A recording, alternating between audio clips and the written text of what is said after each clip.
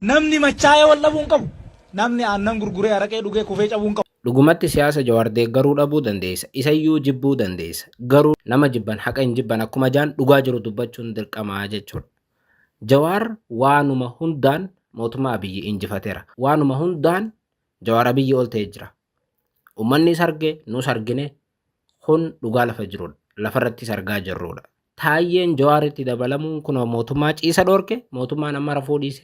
Ashama akkam ooltan daawwattootaaf hordoftoota F24 bakka jirtanitti nagaan keenya isin dhaqqabu jenna deebinee dhufnee jirra. Waan ajaa'ibaatiin deebine. Siyaasni Oromoo guutummaatti jijjiiramaa jira.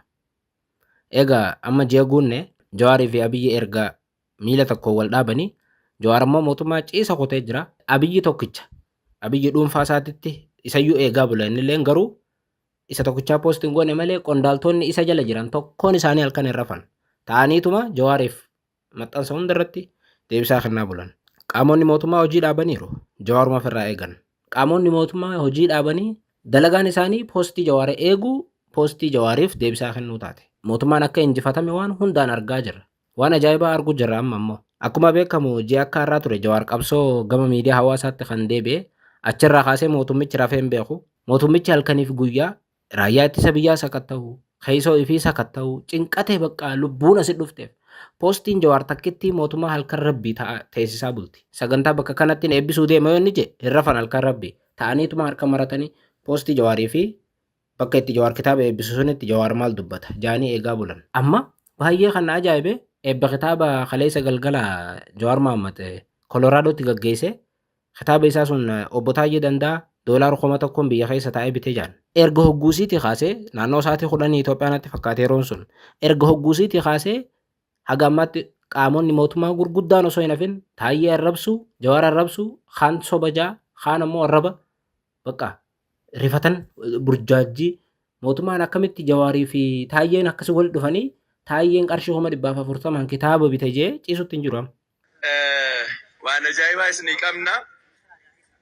Sa'aa muraasa dura biyyarraa bilbilameeti bakka ummata Kolaraadoo argametti kabaja ummata Koloraadoofis kabaja ummata Oromoofis kitaaba kana birrii 1,000 warra Koloraadotitti na dabalaa jechuun $1,000 warra Koloraadotitti na dabalaa jechuun hoogganaan bilxiginnaa duraanii qaama mana hidhaatii bahe Taayyee Danda'aa kitaaba birrii 1,000 dhuguma dubbachuudhaaf Abiyyi bichaatu poostiin godhini malee qondaaltonni isa jala jiran tokko nan bifne poostii godhaa jiran maxxansu jiran abdii kutannaa agarsiisaa jiran baay'ee kan nama dhibu waliif galaan jiran wal dhabaa jiran hooggantoonni bilxiginnaa gurguddaan wal dhabaa jiran tokko maal jaa Taayyeen kitaaba hin binne diraamaadha jaa garii immoo lakki kitaaba biteera Taayyeenis girrisa dabalameera girrisaa maqaa baasee ofiifuu girrisaa ta'e jaan warra mootummaatti beekiga.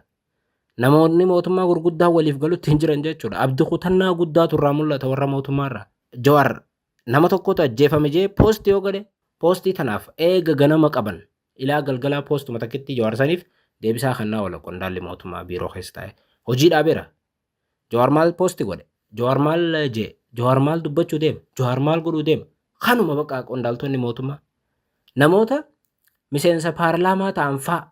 Namoota miseensa caffee ta'an faatitu poostuma Jawaarii fi dubbii Jawaar eegaa oola dalagaa dhiise.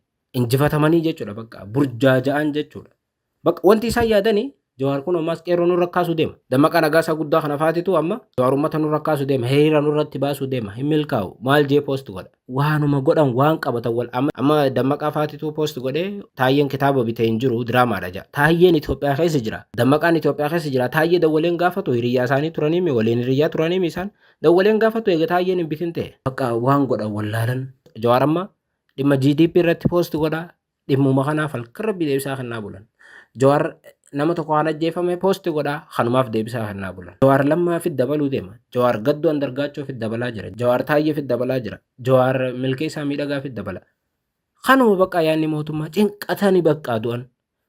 Maaltu nuun mul'achaa jira? Guutumatti mootummaan kun abdii kutachuu mootummaan uummata kana waraanaan jalqabuudhaaf yaaluurraa kan dabre guutumatti abdii kutachuutu mul'achaa jira jechuudha. Har'a dhugumatti Jawaar jibbuu dandeessa siyaasa isaa deeggaruu dhabuu dandeessa. nama jibban garuu haqa isaan jibbanii Jawaar mootummaa kana waan hundaan isaatu irraa oole. Dhugumatti Jawaar Ameerikaa jira malee mootummaa kana isaatu bulchuu jira ni jetta. Mootummaa kana isaatitu dhiiga dhaabanii jetta. Fakkeenyaaf gatii boba'aa dabalee irratti uummanni waywaatee uummataaf deebii takkaa kennaniin beekan. Jawaar immoo dhimma kana mormee innaan kun miidiyaa irra baanii ibsa kennuu jira. Kaleessa Laggasaa Tulluu gatii boba'aa deebisaa kennaa tura. Jawaar poolisii nama ajjeesu jira jee poosti godhaa.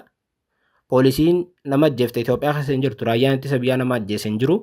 Raayyaa poolisii Jawaar Itoophiyaatti leenjifateetitu uummata ajjeesaa jira jaan. Qondaaltonni olaanoon mootummaa.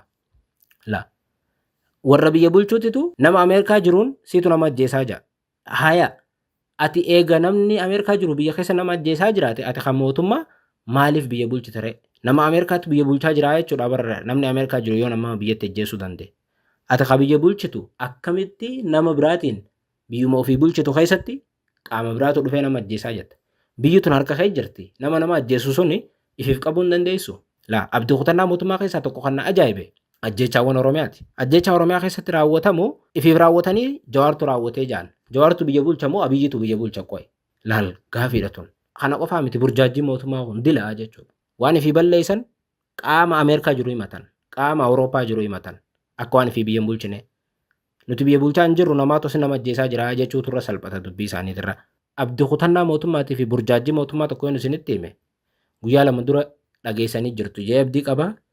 Mootummaan Taayyee fi Lammaa fi Jawaar walitti dabalamanii Oromiyaa keessa dhiibbaa godhuu deeman jee ajajoota waraanaa sakataa jira diiguudhaaf.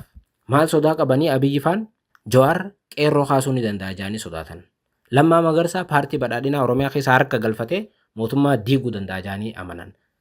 Gama biraatiin Taayyee danda'a ammoo mootummaa federaalaa keessatti shira xaxuu danda'a jaanii sodaatanii ajajoota waraanaa Abiyyi mataan isaa ajajoota waraanaa sakataa jira. Maal godhaa ajajoota kana erga sakatta'ee booda ajajoota waraanaa gurguddaa irra jiran jeneraalota gurguddaa waraana biyyattii ajajan kan Oromoo ta'an if jalaa bittinneessu deema Abiyyiin. Ajajoota waraanaa jara Amaaraa ifitti dhiyeessa amma booda. Kan Oromoo if jalaa bittinneessaa kan Amaaraa ifitti dhiyeessu deema hooggansa olaanaatti fiduu deema. Maaliif Jawaar Lammaa fi Taayyee yoo walitti dhufan Oromiyaatti paartii badhaadhinaa keessa harka galfatanii ennaan na diiguu danda'an jee amaneera Abiyyiin. Kanaaf maal godhee dafee ajajoota waraanaa kanatti bakka godhu deemaa jechuudha. Kan Oromoo karaa salphaadhaan na diiguu waan danda'aniif if jalaa diigeen jara fidadha jee jara ol fidu jira.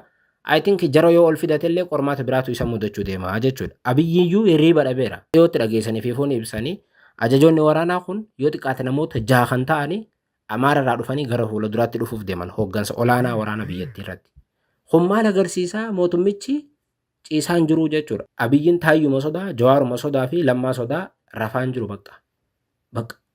Akkanuma ulaa uraadhaan ulaa gaxeegaa bula mootummaan. Maaliif bakka hursuma tana na dhufan jee aangootii tana bu'an jee bakka cinqatan.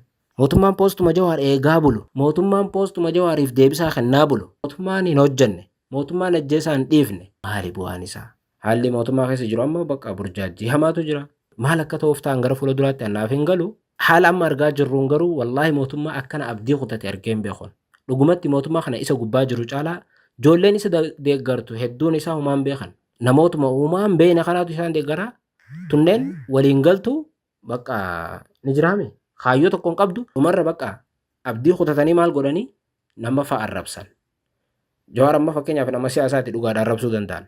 Taayyeellee nama siyaasaatti arrabsu mirga guutuu qaban garuu namoota gurguddaa Abiyyi jala jirantu Taayyee fa'a Jawaar fa'a arrabsa. Arrabsoo caalaa qofaatiin hin jiru beek. Arrabsoo caalaa dadhabinni hin jiru beek. Dhiira jechuun dhugaa qabaannaan fakkeenyaaf namni tokko miseensa paartii badhaadhinaa yoo ta'e an dhugaa kanaaf kanaan qaba jee Jawaar dura gattaa'ee miidiyaa guddaa irratti fakkeenyaaf qondaalli olaanaan paartii badhaadhinaa bulchu Aadam Faaraa fudhannu. Jawaar waliin gattaa'ee paartiin badhaadhinaa waan akkanaa hojjechaa jira jee Jawaar wajjin falmudha. Jawaaraan qophiidhaa jee isaan garuu sodaatan. Qofaatiin kana caalee hin jiru jechuudha. Waanuma hundaanuu karaa hundaan maal argaa jirra? Mootummaan akka humaa takka keessa hin jirre. Mootummaan akka karaa hundaan kufe laallee taajjabneerra. Bakka nagaatti mootummaa. Nagaatti dhugumatti. Dhugumatti akkanaa miti akka itti biyya bulchan. Eegalee waanuma hundaan Jawaariin injifate agarree jirra. Maata keessanii godhuu hin dandeenye. Akka mootummaa garuu ammallee isinumaan jenna akka mootummaa taati dhiira ta'a uummata gabbaa nagaatti.